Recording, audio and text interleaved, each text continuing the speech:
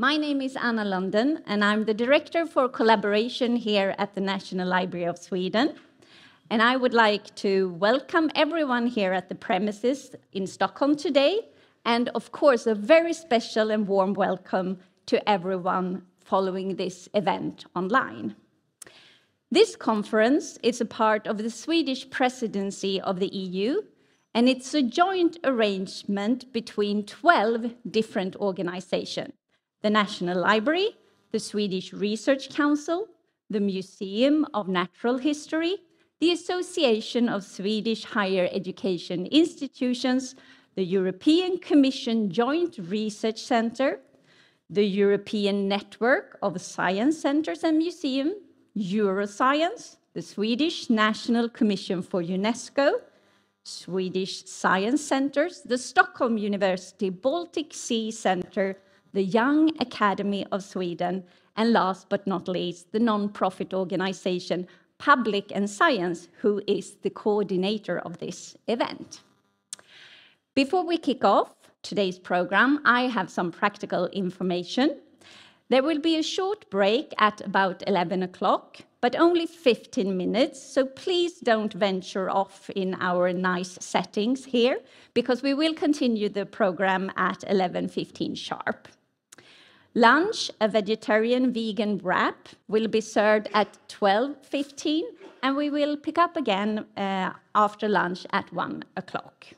There will be a longer break in the afternoon at 2:45, when you are able to get refreshments, so you will have enough energy throughout the rest of the afternoon. When we wrap up today around 5 o'clock, after that, we will have the opportunity to mingle and enjoy some snack, and of course, continue the discussions that we have initiated here today. Restrooms are located outside the auditorium on 2 levels and to the right by the elevators. In case of an emergency and evacuation of the building, emergency exits are located through the back where you came in, and also here in the front to your right. And when you have found your way outside, please gather behind the library towards the park side and not in front of the main entrance. Please also take a couple of minutes to answer some questions on Menti. Go to menti.com and enter the code you can see on the screen, 5914 7979. And with that said, it's time for the welcome address. And let me now introduce to you and give the floor to Karin Grönvall, National Librarian and Head of the National Library, together with Katarina Bjelke, Director General of the Swedish Research Council. Warm welcome.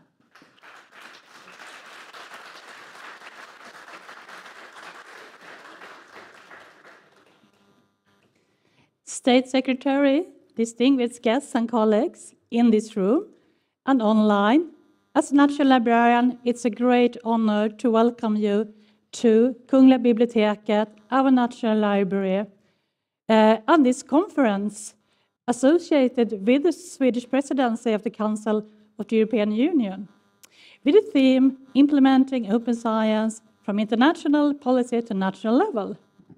And today's arrangements, as you heard from Anna, we've been working in close cooperation with a number of coordinators, but this arrangement today, we work especially close to the Swedish Research Council.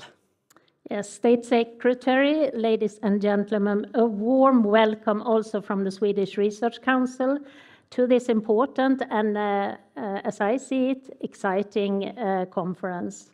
My name is Katarina Bjelke, and I'm Director General for the Swedish Research Council.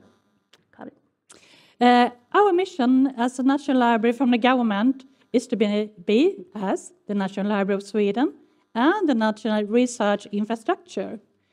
Our history dates back several hundred years, and we have been located in this building since 1887. By that time, we were 7 employees. Now we are around 350. So a few things have happened during this period, I would like to say.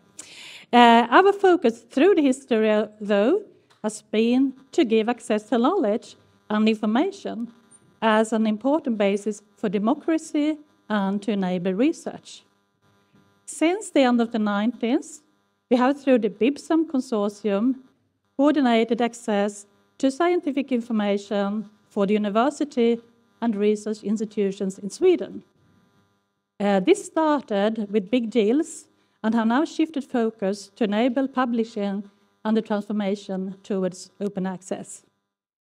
And we now have an assignment from the government to promote and coordinate the work of open access to scholarly publications, analyzing and assessing the national work in this area. And last year, the Swedish government commissioned the National Library to develop national guidelines for open science. It's obvious here that this challenging task is to be done in close cooperation with many stakeholders. It's a common interest and responsibility for the university, for the research funders, and for research sector in large to enable openness and transparency in science.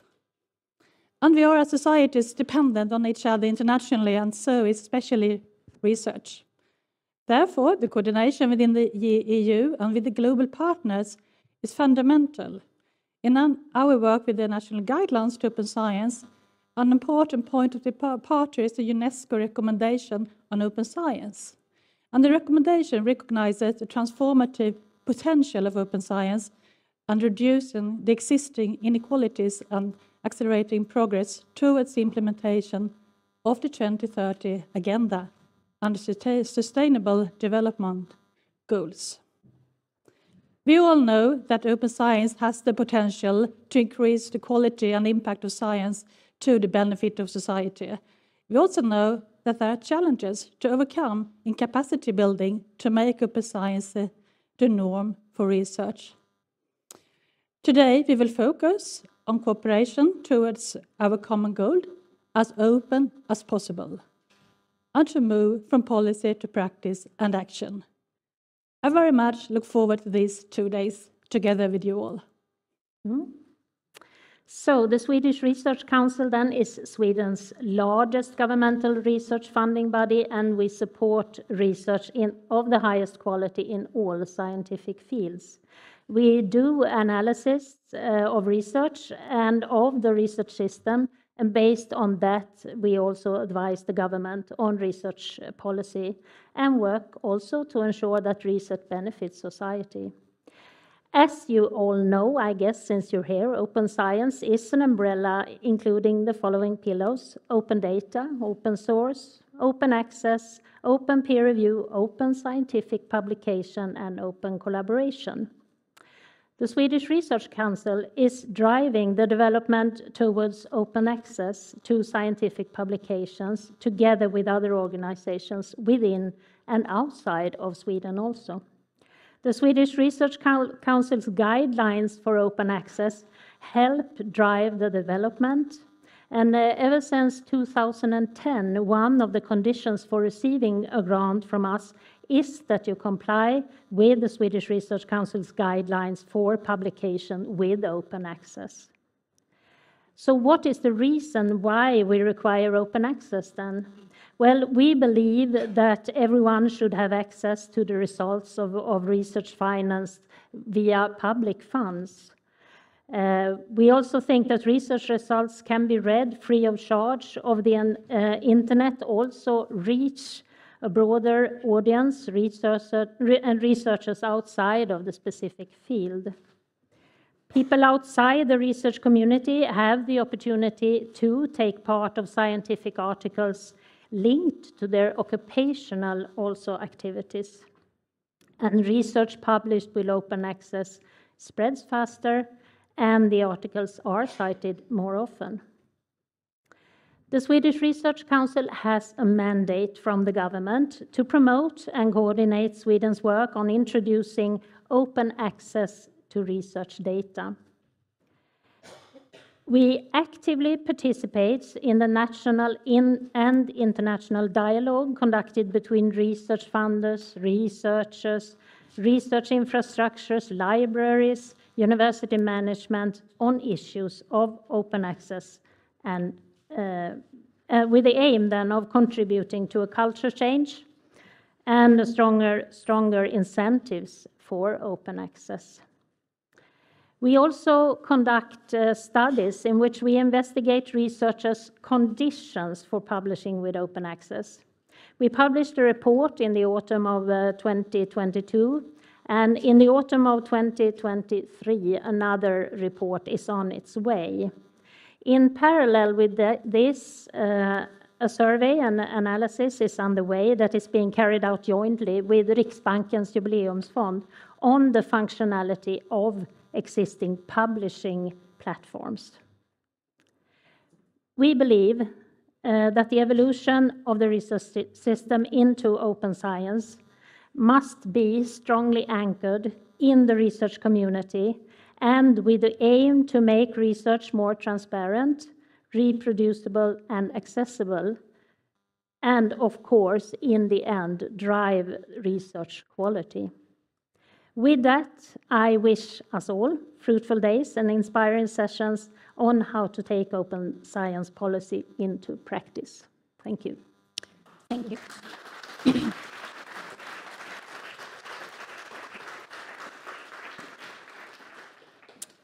Thank you so much, Karin and Katarina. So now we move on to the opening address. I now have the honor to introduce to you the State Secretary at the Swedish Ministry of Education and Research, Maria Nilsson. Welcome to the National Library and the conference.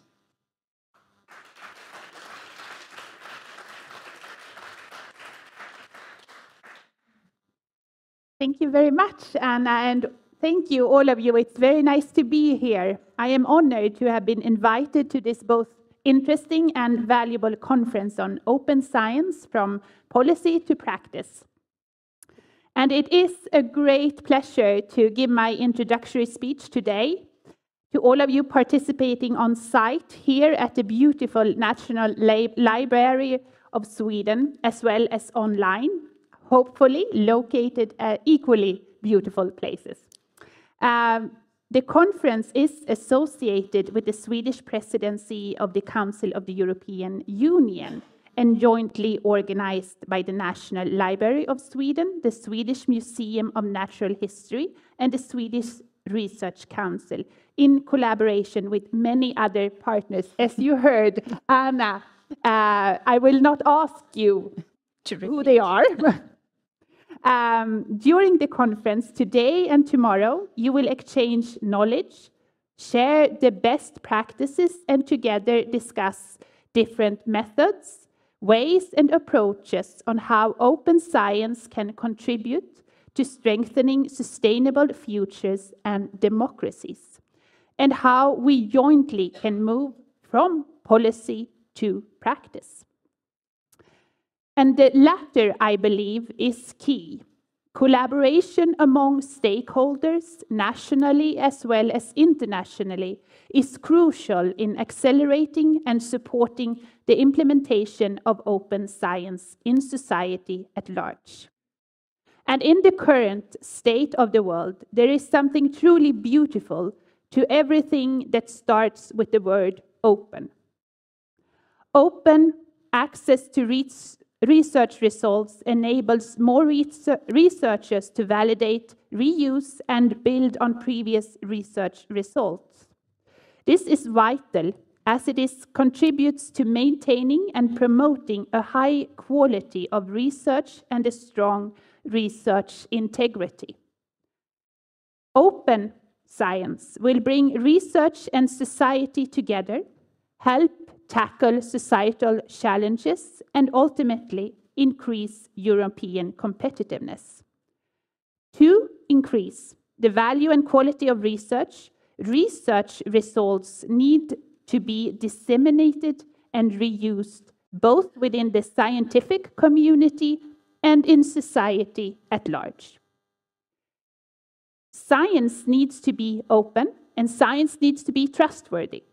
This has proven to be a prerequisite not only in the management of major societal and global challenges, such as the COVID-19 pandemic, but also for counteracting disinformation and knowledge resistance in society. This is true both now and for future generations. Therefore, it is a strong priority of the Swedish government to encourage and accelerate the transition to open science. Since 2016, a national effort for open access exists, which since then also has been clarified with specific national goals for open access to publications as well as research data.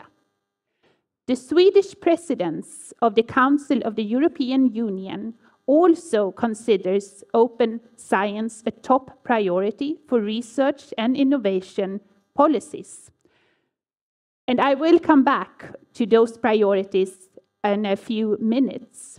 However, starting in 2017, the National Library of Sweden and the Swedish Research Council hold the government's assignment to coordinate, support, and monitor the work on open access to publications and research data. And within the framework of open science, they also have the assigned several other tasks connected to public engagement and the European Open Science Cloud. Also, in parallel, all higher education institutions in Sweden are tasked to continue to develop their work on open science. The continuous deliveries from these assignments clearly contributes with an important basis for the government to drive and support the transition to open science of Sweden. During these years, many stakeholders in Sweden, may it be funders, higher education institutions, agencies, or organizations, have been engaged and involved in taking open science further, with the shared aim to support the research community in making it easier for society to access and use scientific results of high quality and trustworthiness. And even with its challenges, we can already see good results from this national cooperation in increased number of open access publications, as well as making research data accessible. This is both welcomed and gratifying. As a further measure to strengthen and support the work nationally, the government has assigned the National Library of Sweden to develop national policy guidelines for open science. This mandate includes identifying aligned national priorities, clarifying roles and responsibilities, and defining further needs for support and guidance. As an important element, the National Library carries out the assignment in close collaboration and dialogue, of course, with other key stakeholders, such as the Swedish Research Council and other research funders, as well as the higher education institutions. It is my firm belief that only by anchoring cooperation and exchange of experience among all involved stakeholders, a broad, robust implementation of the national policy, the path from policy to practice, will be possible and realistic. And as I mentioned, open science with a focus on publications and data is considered a top priority for research and innovation policies during the Swedish presidency. The aim of our presidency is to build on the work of our predecessors in the field and contribute as much as possible to accelerating the transition to open science.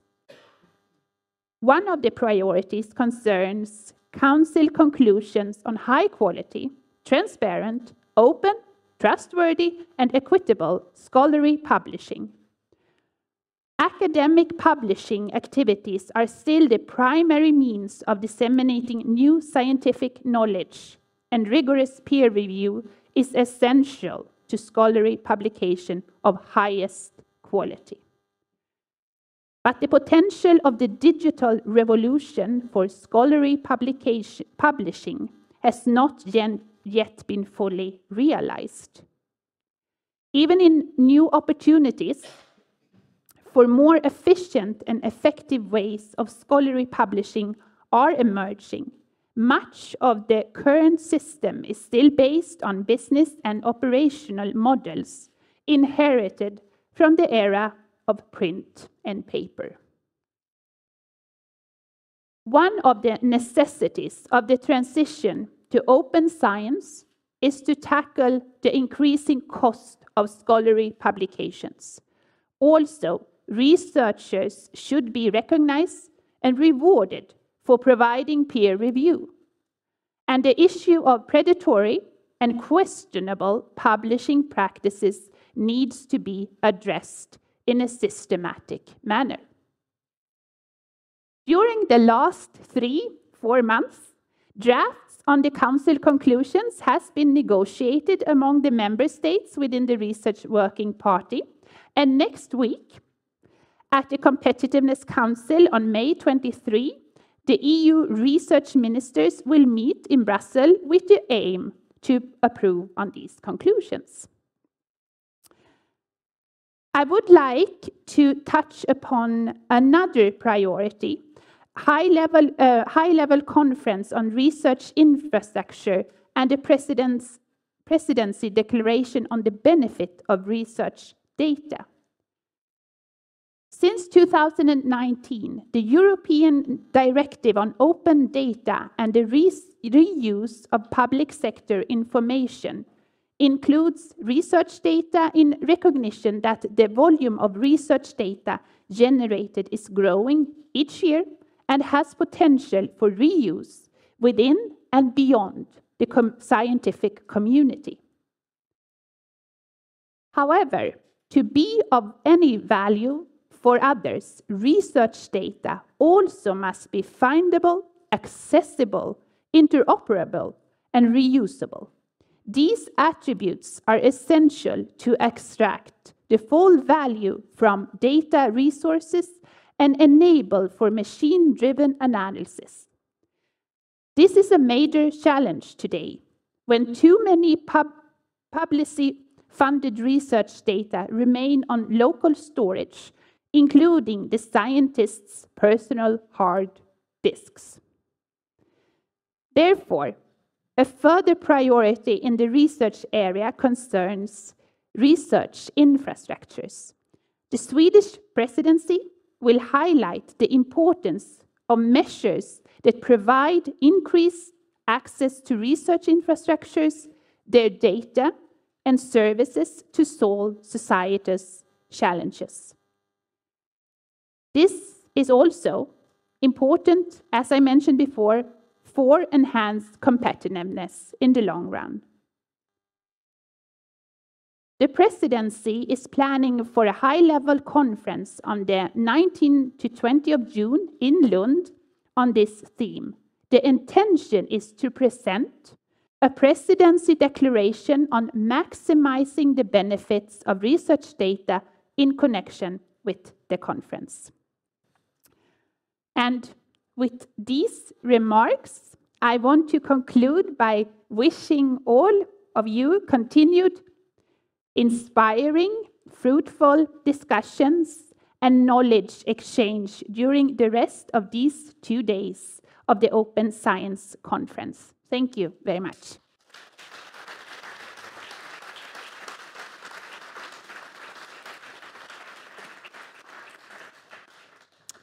Thank you so much, State Secretary, for taking the time to talk to us. We will now move on to, when it comes to policies on open science, the most overarching and inclusive is, of course, the global recommendation of open science by UNESCO. about a year and a half after its finalization, we will now have the opportunity to learn more about the actual implementation of the recommendation.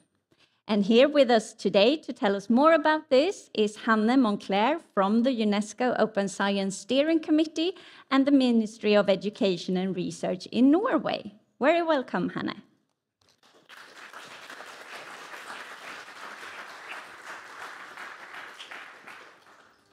Thank you, and thank you so much for inviting me. It is a pleasure and an honor to be here today to talk to you on the implementation of the UNESCO recommendation on open science. And as Anna said, I'm here as a member of the UNESCO Open Science Steering Committee. The committee is convened by the UNESCO Director General to help her implement the recommendation. And I also had the pleasure of being a member of the advisory committee who helped guide the consultative process leading to the consultation, to the recommendation, I mean. And I would like to begin by underlining the importance of UNESCO's global mandate. As you are all well aware, many important initiatives have been taken nationally and regionally, but UNESCO is in a position to reach out to the whole world. I guess and hope that many of you are already familiar with the recommendation that was unanimously adopted at UNESCO's General Conference in November 2021. Here you see the 4 key pillars: open scientific knowledge, open science infrastructures, open engagement of societal actors, and open dialogue with other knowledge systems. Open science is a set of principles and practices that aim to make scientific research from all fields accessible to everyone for the benefits of scientists and society as a whole. Open science is about making sure not only that scientific knowledge is accessible, but also that the production of that knowledge itself is inclusive, equitable, and sustainable. Member states are encouraged to prioritize 7 areas in their implementation of the recommendation. The first is promoting a common understanding of open science, developing an enabling policy environment for open science, investing in infrastructure and services to contribute to open science, investing in training and education for open science, fostering a culture of open science and aligning incentives for open science, promoting innovative approaches to open science at different stages of the scientific process, and promoting international and multi-stakeholder cooperation in the context of open science with a view to reducing digital, technological, and knowledge gaps. And to support the implementation, UNESCO, in collaboration with its partners, are in the process of developing a set of supporting tools, technical briefs, fact sheets, guidelines, and training materials. This will constitute an online living open science toolkit accessible to all. Work is also ongoing to develop a global monitoring framework for the recommendation. And based on my experience in the Advisory and Steering Committee and reports from committee members from around the world, I will now like to convey some thoughts on what I see as important factors for a successful implementation of the recommendation. Open access first. We have come far, but the article processing charge problem is far from solved. It is important to acknowledge that for researchers around the world, unaffordable article processing charges is a persistent problem, and we need to continue to work together globally to solve it. This illustration is from a report from UK on challenges and opportunities for low and middle income countries. And as you can see, a Nigerian researcher has to work 9 months and 17 days in order to be able to pay the APC and publish in Nature Communications. Fee waivers are often seen as ways of mitigating APCs in low and middle income countries. But interviews and focus group feedback suggest that waivers are a source of frustration and are not felt to work well. Waivers are reported to be poorly advertised and understood. The process for applying is felt to be confusing and time-consuming, and for many, not worth the effort. And like the State Secretary mentioned, I have also read the draft Council conclusions on scholarly publishing, and we will learn more about that in a later session today. But I would like to say just now that I have been so happy to see that it stresses so clearly that it is essential to avoid situations where researchers are limited in their choice of publication channels due to financial capacities rather than quality criteria. And I think the explicit reference to the UNESCO recommendation is important. And not least, it is important that it highlights the importance of not-for-profit scholarly open access publishing models that do not charge fees to authors or readers, and where authors can publish their work without funding or institutional eligibility criteria.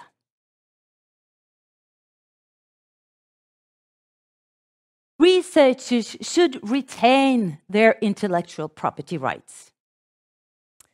It is important to increase researchers' knowledge of intellectual property rights and their value, including the consequences of copyright transfers from authors to publishers. Currently, many institutions around the world lack awareness that their researchers are freely giving away their copyrights to the detriment of the individual researcher, the institution, and the general public. And academic institutions can support their staff to retain their rights. There is a growing group of universities who is adopting local institutional rights retention policies. This enables their researchers to retain ownership of rights and content in the works they create. Here is an example from the University of Oslo.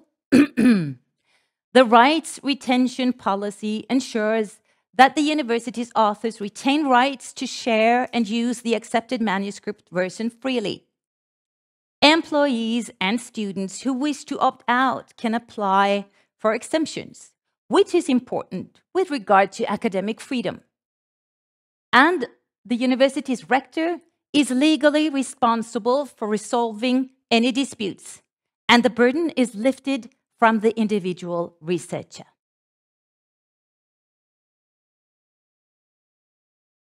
Over to infrastructure. Open science is infrastructure intensive, and shared infrastructure should be encouraged. Infrastructure is costly, and reports from UNESCO's regional groups have made clear the importance of working together and establish regional platforms. Well-run infrastructures are essential if we are to achieve more data sharing and better research services. In the UNESCO recommendation, this is highlighted in several sections.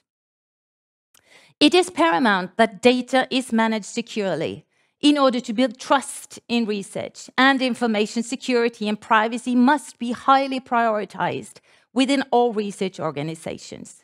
Thus, it is extremely important to recognize and value the expertise required to organize, lead, and manage research infrastructure and data platforms.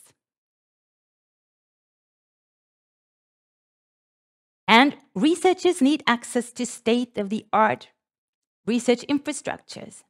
The UNESCO recommendation recognizes this as a question of great importance.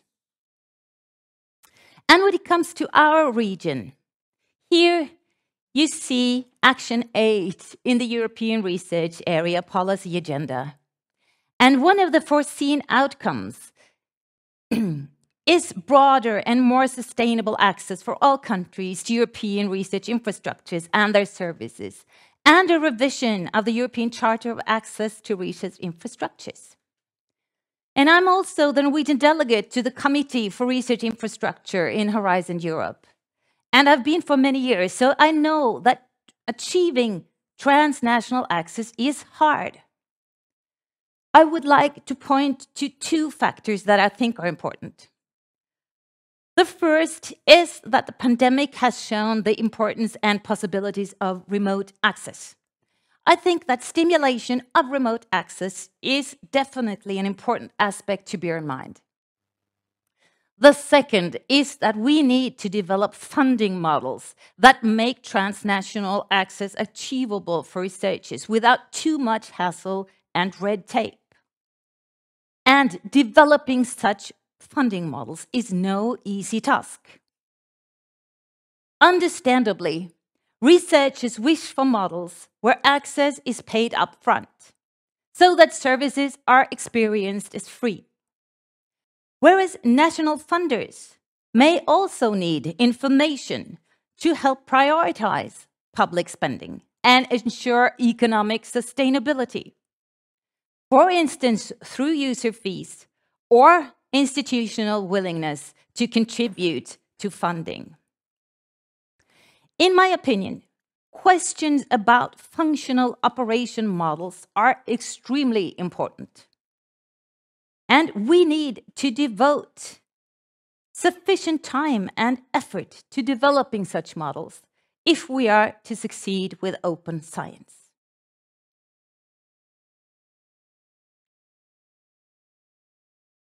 I would like to emphasize once more that open science is about making sure not only that scientific knowledge is accessible, but also that the production of that knowledge itself is inclusive, equitable, and sustainable.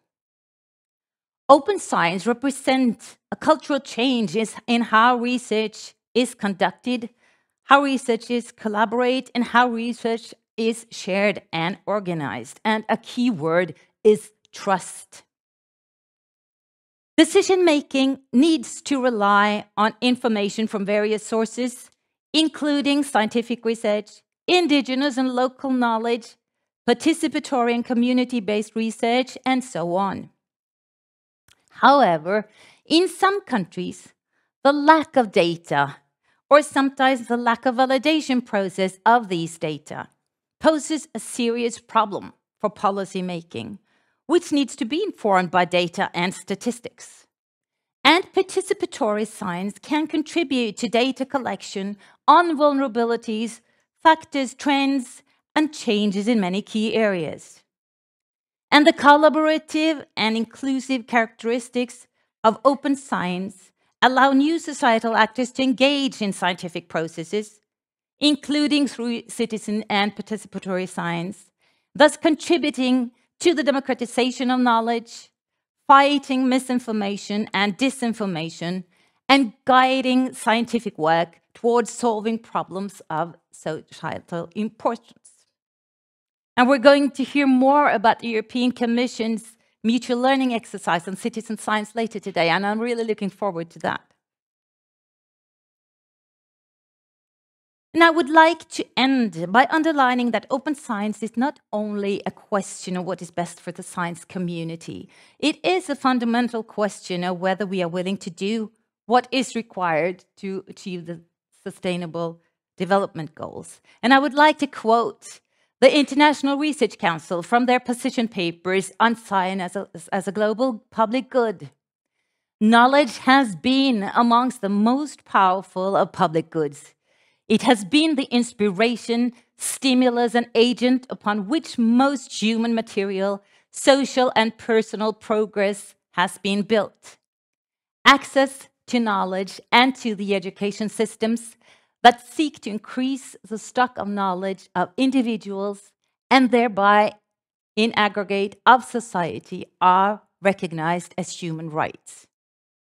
Thank you.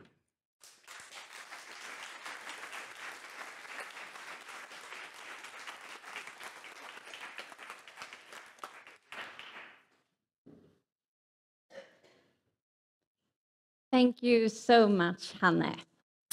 So it's time for today's first panel discussion. So let me start with explaining that the topic is the Council conclusions on high quality, transparent, open, trustworthy, and equitable scholarly publishing.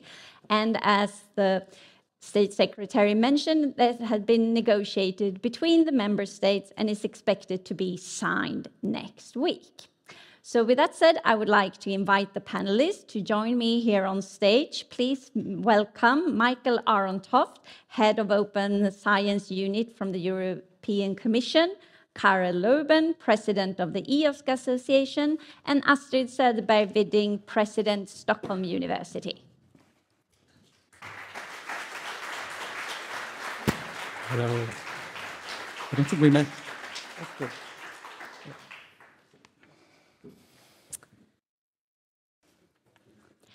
Yes, very welcome. We have prepared and we will focus on some of the topics of the draft Council conclusions, and they are 5 in number, namely the cost of scholarly publishing, that it should not encumber individual authors or readers. We will also talk a bit about the secondary publishing rights, the importance of an EU or a national legislation. We will talk about the importance of the non-for-profit open access models and the support of these models by the public research institutions. We will talk about the Open Research Europe platform, and last but not least, the importance of the publishing infrastructure and the connecting these to the EOSC. But first, let's warm up with a quick word on your first impression, having read the draft councils. 1 sentence only. Astrid, please, first impression. Well, when I first read it, I thought that this really has the potential of taking open science to the next level, because it really aims very clearly at putting policies into practice, and also that it engages with both Europe's researchers and its universities. Thank you. Michael? I think that the Council conclusions really give the right policy directions, both in terms of highlighting the right challenges, ensuring quality, managing IP, fair pricing. And it also highlights, I think, the right actions, that we need to have fewer regulatory barriers. We need to step up the open access publishing model. Oh, that's a long And we need more training. There was no full stop in that sentence. No full stop. Very well. And Karel, your first impression? Well, the shortened sentence would be very good, but my advantage is being the third speaker, so I can simply agree with the previous 2 speakers and then make one additional comment. I was very pleased to hear from the State Secretary just a minute ago that emphasis on data in the near future and also with the Lund conferences will be added to that, because I missed in the Council conclusions, which were mainly about publications, the emphasis on, let's say, openness and open access to data and what is needed for that. Thank you. So going or looking now at the cost of scholarly publishing and that it should not encumber individual authors or readers, what does this mean in practice? How can we achieve this? Can we have separate routes, or will they counteract one another? This whole color discussion, green, gold, and etc. Maybe, Karel, you would like to start off with your views on that? Yeah, my personal opinion is that in 2003, we should have started to forget about the publishers. It was very clear already at that time the publishers were there to make money, which is understandable. They are private organizations, they have shareholders, and their main aim is to generate money for the shareholders. So it is not a fair system, to be honest, for the researchers. Second remark I would like to make, I don't think the researchers should pay. So counting the number of hours or months the researcher has to work is, in my view, nonsense, because the researcher should not be the one paying. The researcher is not paying for his desk, he's not paying for his pen, he's not paying for his computer. Why should he pay for his publication? The organization that hires the researcher has the responsibility to take care of what is needed to do the research and to get the research results out there. With that, I would like to stop at this moment. There's many more things I could say. No, but thank you. Astrid, you're also the president of the BIBSAM Consortium Steering Committee, so you know very well about the cost of scholarly publishing. What are your opinions on this? I think it's extremely important to work on several levels with this, because on one hand, we have to really try to move forward, like in the BIBSAM Consortium, and I fully agree that the institutions should take the costs, but at the same time, we also need to provide our researchers with better information, because they are very happy. They don't have to pay, they are happy, they don't care about the increasing costs for universities. So we also have to raise awareness of the system as such, because I also fully agree that we should have forgot about the publishers long ago. Now we are stuck in a situation where we have to try to find new solutions, but where we are actually, it's not that easy or you could just say, well, we don't want any agreements anymore, but that's a quite radical way. Yeah. And then maybe to move on to the importance on the non-for-profit open access model, often called Endowment, and the support of these models by public research institutions. So when you were talking about the publishers, we normally mean the legacy publisher, the scholarly commercial publishers. Do they fit into this at all? And how will it affect existing markets? Any views on that, or how do you see that we can combine these two? Yes, Michael. She's looking at you. Well, yeah, definitely. I mean, to come back, it has relationship to costs as well. And I mean, there are a number of factors that decide on the costs. And we believe that the first one should really be you pay for the service that is being provided by whoever is the publisher. There can be disciplinary differences. There can be regional differences, as we heard from the intervention from UNESCO. But there can also be coexistence between different models, and this is exactly where we as public authorities and policymakers need to push. We need to diversify the landscape. We need to give much more viable routes. We don't want to have pricing based on reputation or impact factors. So this is why it's so important to put for non-profit open access publishing models, which will have many attractive attributes. First of all, there will be an opportunity to publish very early.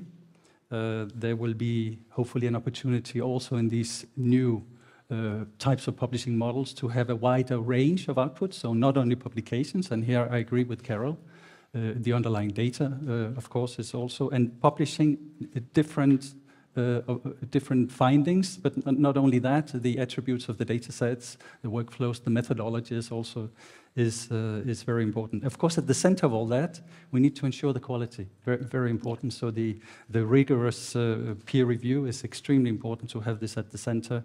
We must provide a professional service of any alternatives to what we see now on the market. And this means also, as was mentioned before, giving credits. Not only to the authors, but also to the reviewers, and having all these excellent findings being accessible. So indexation is a very important attribute as well. And of course, at the end of the day, the fee should not be borne by the individual researchers.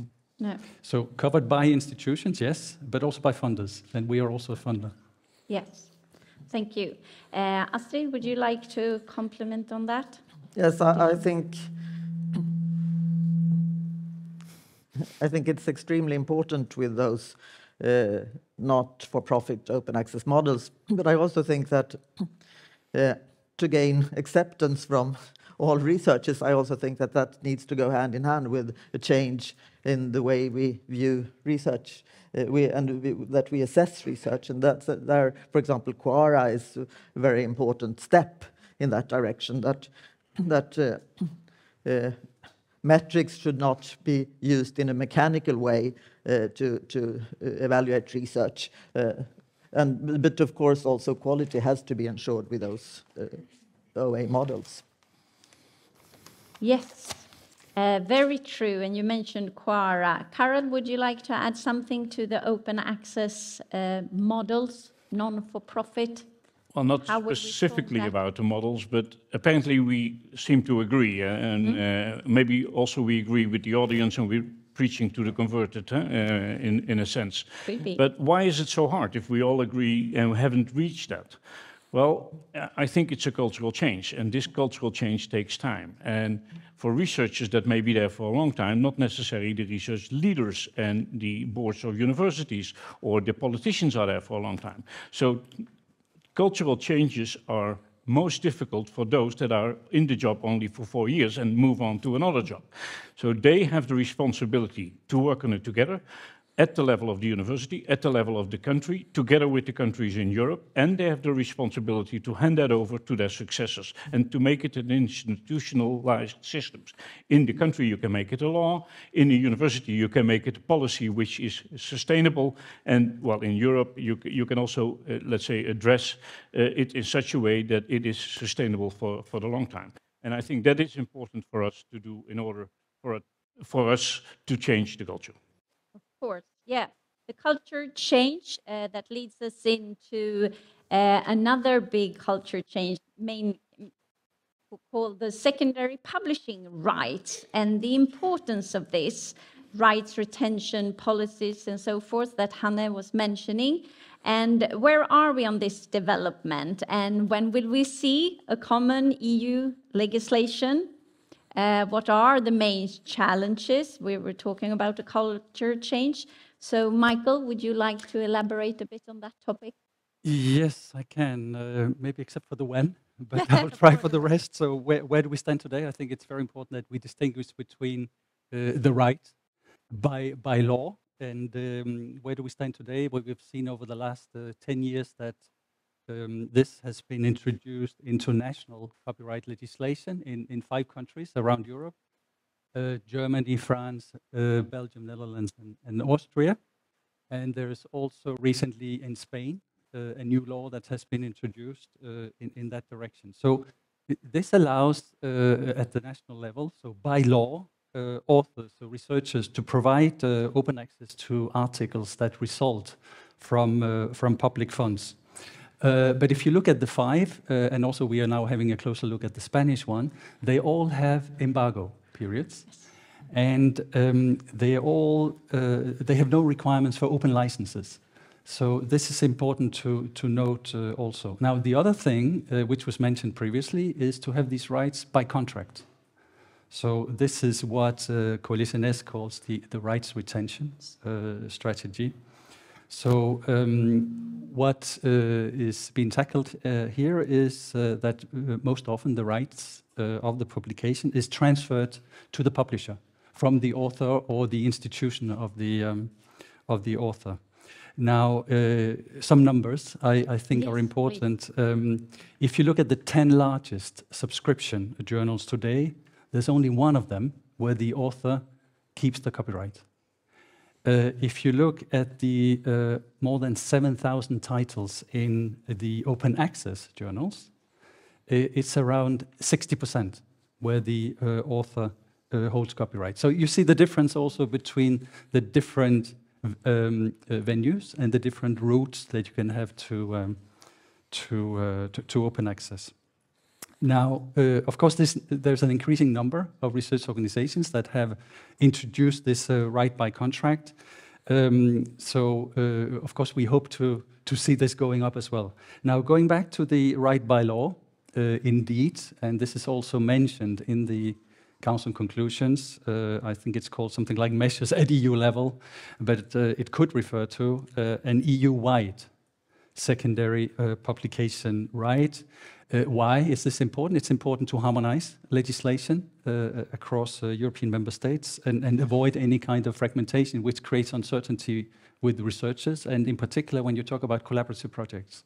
So that very often work across boundaries. So what we're doing and have been doing now for more than a year is that we're working towards an impact assessment. So we want, of course, to do this seriously. If you want to introduce something like that, you need to have a thorough impact assessment with an in-depth analysis, studies. We have had many of these. We have had many workshops over the last year. We have to be clear also on the objective, which of course is, as the Council conclusions also say, immediate and unrestricted open access. And then at the end, of course, we need to look at the many different measures that we have in place and what would be the impact if we were to introduce these measures. So one is what you said, possibly an EU-wide secondary publication right, but there could be others. There could be looking at the exceptions that we have for research that today are not mandatory. So this is another one that we could make them mandatory for member states. We could also provide guidance, which I think is very useful, not only an overview, but really guidance on how, what is the scope and the interpretation of the provisions already in place in the EU copyright legislation. On the other hand, when we talk about rights by contract, this is something, by the way, where we have in Horizon Europe, where we have the prior obligation. Yes. Which means that beneficiaries have to maintain enough IP rights so that they comply with their contractual open access obligations. So this means that this obligation precedes any publishing agreement that you can have subsequently, which of course is very important. Once you receive a grant as a beneficiary, you have this prior obligation.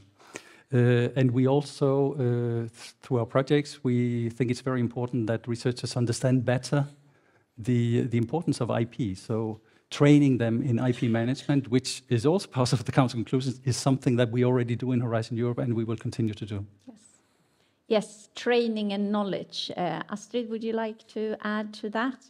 Secondary publishing rights. I think it's extremely important that we move forward together within Europe, even though we don't perhaps have the solution yet, because I think that if it is left to the national legislation only, it will be very difficult to come forward in this. And I also think that Norway and also the UK are very courageous in just starting to implement rights retention strategy without knowing how the outcome. So I think they are really forerunners. And well, but I do think that we have to do it together. Carol, would you like to add something Nothing to that? to add. Fully agree with the previous speakers. You leave that to us to sort out, of course. Yeah. The Open Research Europe, or the ORE platform, and similar other publication platforms are, of course, a very important channel as well. What are the main challenges for these type of platforms, and how can we make them attractive to the researchers? And of course, I'm looking at you then, Michael. Please go ahead. Yeah, the last part of your question, I think I already touched upon when you talked about, in general, non-profit open access publication models. So since ORE, Open Research Europe, is working on the model of post-publication open peer review, it's clear that the attractiveness is that you publish the research results early, so as soon as possible in the research process, of course, in open access. We said also for ORE, it accepts many other types of entities than just traditional publications, which is very important. It has also what is called collections and communities per discipline, and some even cross-discipline, which makes it also very attractive that these are well managed, and researchers can find their peers more easily and make more use of the platform. Indexation I mentioned already, and we are getting indexed more and more for Aura, and the accreditation, the rewards for being an author and a reviewer is implemented in the system, so you get automatically data on that as well. And of course, the whole thing without fees, it's free for the time being, Horizon beneficiaries, but we are working on extending that also to beneficiaries of national programs. And who knows, referring to the UNESCO comment, maybe also to authors that are not bound by any funding or type of institution. Of course, that has limits, but that's part of the challenge also. Your first part of your question was about what are the challenges. And of course, the main challenge is sustainability. That it has a cost, significantly lower than we see today. We are operating with fees that are much lower than was shown on the slide for UNESCO.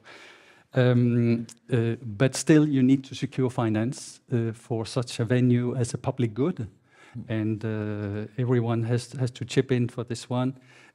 Another important part, which maybe is sometimes forgotten in terms of sustainability, is the governance, which has to be both transparent, so open for the public, and accountable. So I think this is one major challenge, which is really the sustainability in all these senses, governance, finance, and so on. Another one, which I also mentioned before, is that it has to be professional. So we have to ensure the quality, the scientific checks as well, both in terms of editorial checks, but of course in terms of a very rigorous process of peer review. And then to have the features that I just touched upon, to have these disciplinary mini areas within the journal have shown out to be very attractive to the research community, and that's what counts in the end. Yeah. Thank you so much. Astrid, would you also give your views on the open platforms? Or I would rather like to give Lero's views, or to share with you Lero's views, because I thought their comments were quite interesting in there. When they commented on the council conclusions, they suggest that there are some challenges before the ORE actually may become embedded in the European research infrastructure. And why? Well, they argue that, and I quote, "What Europe may really need is the development of an open, interconnected, publicly owned infrastructure where all parts are interconnected and speak to the rest, so that one single pan-European system is not likely to be successful," according to Lero. So they argue for this, that all interested bodies should come together to engage for the construction of, and also collaboration in, such new multiple pan-European infrastructures and networks. And I know that's easy to say, but I think that there may be something in it. So. For sure. Karel, on the open platforms. Yeah, I think Michael already addressed the advantages, and it's obvious. I said that in 2003 we should have started doing this, and it's obvious that it has a lot of possible advantages. But you asked about the, let's say, hurdles, and one of the hurdles is, of course, the tradition that is there with the scientists to go for publications in journals that are outstanding according to their way of looking at it. Also, the fact that scientists tend to be competitive with other scientists, that needs to be addressed. And Michael addressed this by saying, well, there should be a clear and high level of peer review. I think the peer review should be an open system as well, in order to make that transparent for the people that do the reviewing and that are being reviewed. It should be, as was said by Astrid, distributed over the disciplines, because one discipline is quite different than another discipline, and of course neighboring disciplines can join activities. So it could be part of a larger infrastructure in the somewhat longer run. Sustainability was mentioned, therefore I think the institutions and the countries should take their responsibility to jointly, maybe together with the Commission, pay for it, so that it doesn't collapses if a new Commission comes, or if somebody says we stop or something like that. No, very important with the sustainability. Yes, so moving on to the importance of the overarching then publishing infrastructures to be based on open software standards and non-proprietary systems, and connecting these to EOSC. We would like to hear how far we have come and what needs to be done. Who are the main stakeholders? Carol, do you see? I will explain in my presentation this Yes, afternoon where we stand and what we've done so far, but I would like to emphasize what has been said earlier this morning, that what we are doing needs to be fair. And it's not simply these 4 letters, and it's not simply these 4 principles. There's 15 principles underlying it, and it's about the metadata especially. So if you think about findable, then there has to be an identifier. If you think about accessible, there has to be a proper AAI system. But the most difficult one is interoperability. So interoperability within one discipline is one thing, but interoperability across disciplines and across countries becomes much more difficult, and we have hardly anything there. I don't think even 2% of the research data is out there. Then maybe the publications later on can join in. By the way, I see the future of publications in several of the disciplines becoming metadata with the data rather than a publication that has data with it.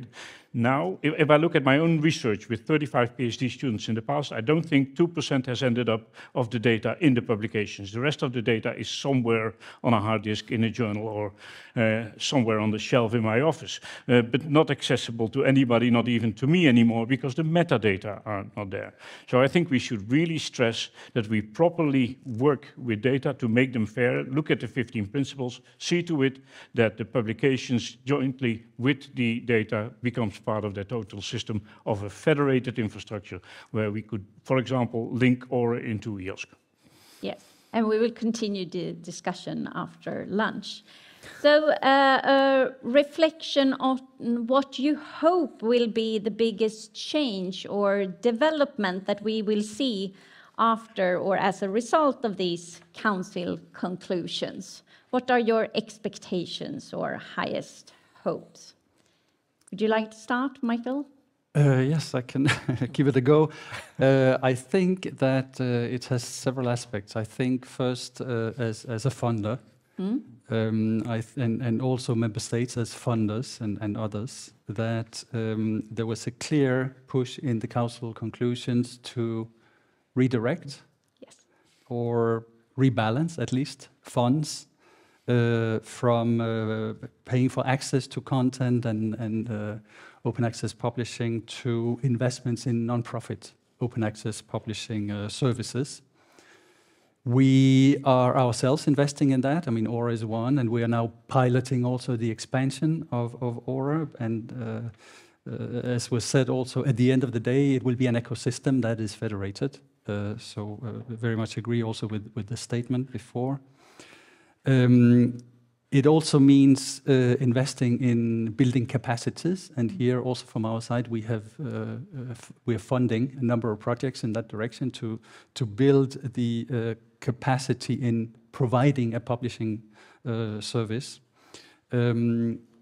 Secondly, as a legislator, there were some clear directions also in the council conclusions that we need this legal certainty in terms of harmonization of legislation, in terms of guidance also, and in terms of training on what it means to manage your intellectual property. And then finally, I think also we as policymakers, we have the role of coordinating and initiating something. Quora was mentioned, which we were also part of initiating. So this convening power also is very important to move together. Thank you. Yes, hopes and biggest change. Astrid, would you like to develop? Yes, I think it's extremely important that the council conclusions really recognize the problem with the increasing costs, and also that there are actually no reduction in prices, but only increases. And ironically enough, this is linked to the transformative agreements, which were part of the movement towards open access. But now I think the most important thing to do, departing from the Council conclusion is really to move beyond those transformative agreements in order not to get stuck in a kind of permanent state of transformation, which would be fatal, I think. Then I think also that they point out a number of possible directions to take: open platforms, secondary publication rights, etc. We have touched upon many of these. But I also think that the fundamental issue, and that this has also been touched upon, is the change in research culture that is needed with, for example, an advanced research assessment with open peer review processes, with full implementation of FAIR principles, etc. So I think that's at the very heart of the matter. Thank you so much. Yes, highest hope, Carol. Well, Some change. first of all, agreeing with the previous speakers and emphasizing again the educational aspect. In order to make this cultural change which is needed, we have to educate the present researchers, we have to educate data stewards. And then comes the, let's say, statement that this costs more and more money, which may be true, but that's relative. I mean, the amount of money we spend on science or the amount of money we spend on research is a given thing. How we distribute it, so rebalancing, as Michael said, is a different story. Instead of having your 21st PhD student, you could have a data steward. And then you could solve a lot of problems for the 20 researchers and PhD students you already have, rather than having the 21st and have another problem on top of that. So there is also a task to be done by research leaders, by funders, in order to emphasize the right thing. I'm not against high-performance computing, but if we would have spent part of the money on high performance, which is spent on high performance computing, let's say 20% on this area, and would have tried to change the culture, we would have reached a lot. But the problem here is we need many more people to comply with it. And then the last problem is if you have Aura or if you have EOSC established, there's not a ribbon to be cut, there's not a building to be opened, there's not a machine to show, and that is not shiny enough for the politicians, unfortunately, and that makes it hard. It's an important change to do, though.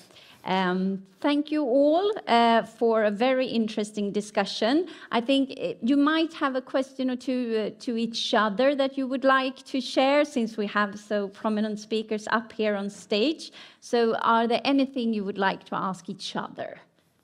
Go ahead. Yes. If I may, the Council conclusions, of course, they speak very much to the Commission and the Member States do this, do that. Do you believe, coming from an institution, that they don't speak enough to actions to be taken at institutional level, which I personally believe are extremely important to reach the ground? I agree that that is the most important thing, but I actually think that when reading them, I was not appalled by them speaking too much to member states only. On the contrary, I think they often refer to the scientific community, perhaps indirectly, but I also, when I read Leroux's conclusions, they also emphasized that they really include the researchers and and the research performing institutions. So that I think that perspective is really present in there. So, yeah, and then also that the problems that they address are the problems that we struggle with on an everyday basis. Yeah. So therefore, it is necessary support if the politicians would decide upon these conclusions. Yes. Well, not so much a question, but a call for joint action at the European level, at the national level, and at the institutional level. We really need collaboration between these two levels in the countries. The institutions should, together with the funders and the ministry, and especially I emphasize the ministry here because they have a role to play and to take their responsibility, and then the ministries should join up in Europe. So it's not, as Michael says, it looks like it is for the European Commission, these conclusions. No, they are for us, and we should do something jointly. Great. Yes. Astrid, would you take the opportunity to ask a question? What would you? We are meeting again in the panel this afternoon, so I'm looking forward to hearing about EOSC then. But what would you say were the main challenges today? She's pointing at you, Michael. For what challenges? For the advancement of open science. In general, not Yeah, about in general. scholarly publishing. No. Well, there are many. but I'll also top touch three. upon the top three. Yeah. I think that the incentives structure is very important. I mean, it very often boils down to motivation. Yeah. When the researchers meet go into the lab in the morning, do I polish my article for a very prestigious journal, or do I make my data fair? Yeah. So in terms of incentives and rewards, it's very clear what the answer usually is. Infrastructure keeps getting its importance. It has to be easy to undertake your research in an open science way. And then more and more, we have to think also of the framework conditions in terms of what is legally needed and or can be done by the researchers, which is a question of awareness, but also guidance in many cases. And all of them need to come together, and we see indeed the movements. In parallel, you need to change the incentive system in order to also change the landscape of scholarly publishing. And Karel, would you, from the EOS perspective, would you have the same perspective, or? I agree, first of all, with Michael that there are many bottlenecks. And the most hard one, persistent one, is what we addressed as the cultural change. And that will take time. And as I said earlier, that will take that research leaders, funders, national systems recognize this and continue to work over time and do not say we want results next year. Yes, we want results next year, and we get results next year. But we have to realize that this is a long-term plan, not a long-term plan, a long-term venture. In order to change the culture, we need decades. If you look back at what has happened with respect to open access publishing, where we are now, and when we really started to put effort into it. So if we realize that, we just simply go step by step. And as I said, let's do it together. The culture is the main thing, and the culture is different in the countries, the culture is different in the disciplines, the culture is different in the different faculties, as you probably know for your own university. And so getting these not aligned in a sense that they has to be the same culture, but getting these aligned into the direction of we do this for the public good, and as in the presentation of UNESCO said, this is for society. We pay it as society, so it should be there for society. So I think it should be very clear that those people that do the work and that have the ability and the honor to be a researcher, that they also feel the obligation to bring back to society what they have done in such a way that society can benefit, and not in such a way that only 3 researchers can read it in the rest of the world.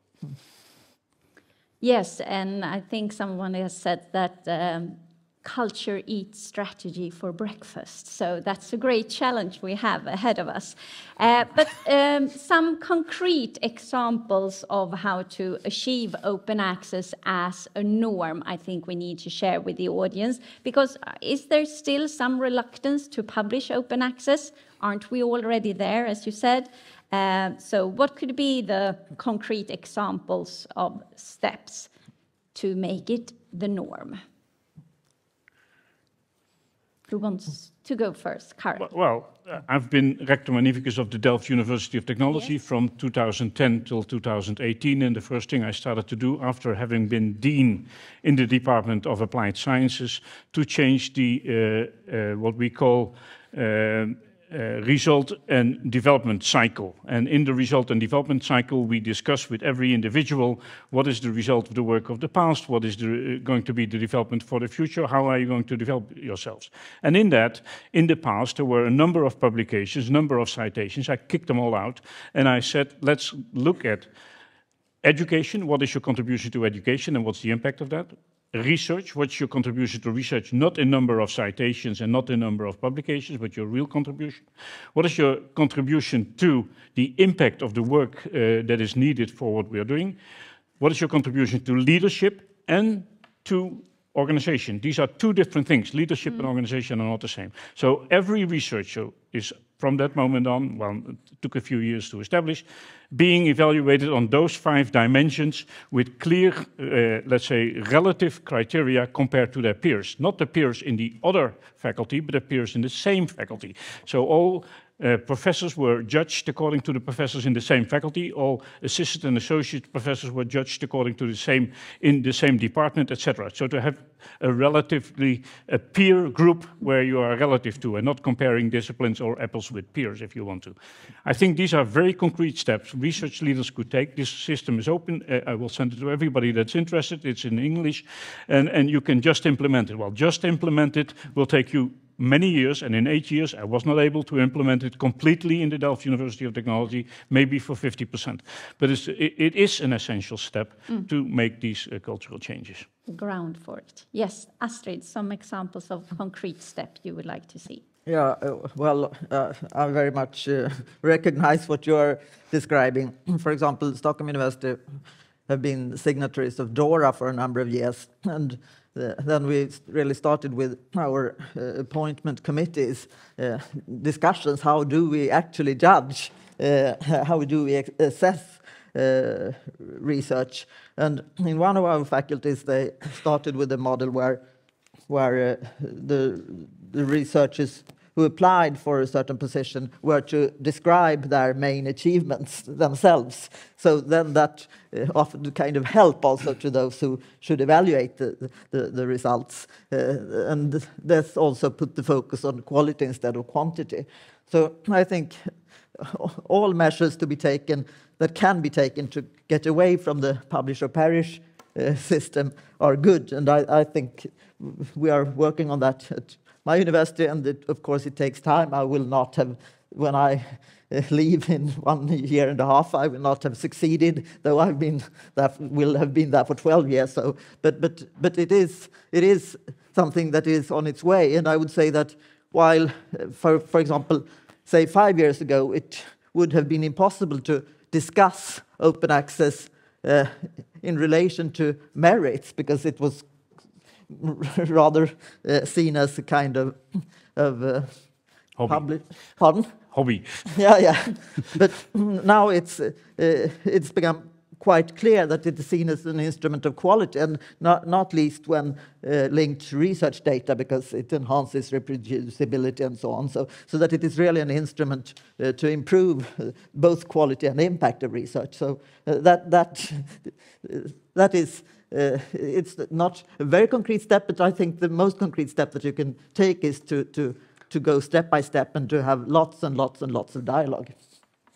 Lots and lots of dialogue, and that's what's going on here today. So, Michael, some examples of concrete steps to make open access a norm. Yeah, first I would like to reinforce a couple of the points that you made. First of all, that it should not take another 10 years. And in fact, reforming research assessment is such an example. DORA is exactly 10 years ago. Yeah.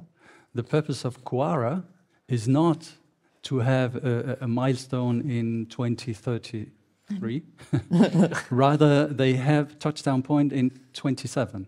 So it's really about acceleration. And you can say the same thing about open access. We're still at less than 50% available in open access. So here we're also talking about acceleration.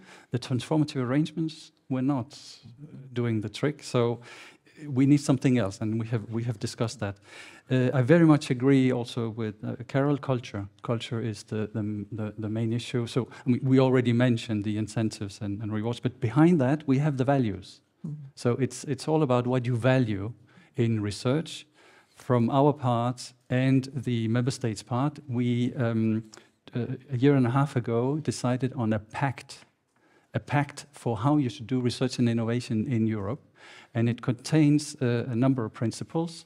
And at the center of that, you have the pursuit of excellence, and you have the free circulation of knowledge. And when you look at excellence, of course, it has to be well beyond the state of the art, really be ambitious. But also the approach is part of being excellent, to be transparent and rigorous in your methodology. and to have immediate and unrestricted open access. So this is part of the methodology, which is part of the excellence as well. And of course, the free circulation of knowledge, it's about sharing so that others can build on what you're doing. This boils down to something concrete, as you said. So one thing is in the award criteria. Another thing is in how you follow up also on projects and how you help them improve. So coming back to your point, it's more about in the process to improve what's already there by scrutiny, yes, in terms of validity, but also by helping. And we see that in the process of open peer review, for instance. It's not about being selected for publishing. It's about a dialogue between peers to improve what's already there. Yes. Thank you so much for a very interesting discussion and for sharing your reflection and your views today. As we have mentioned earlier, the conclusions are expected to be signed then next week. And I think it's obvious that they will, we hope, have an effect on accelerating our journey towards an open publishing system, and that all stakeholders have to work together to achieve the goals that are stated in the conclusions. So with that, thank you very much, the panel.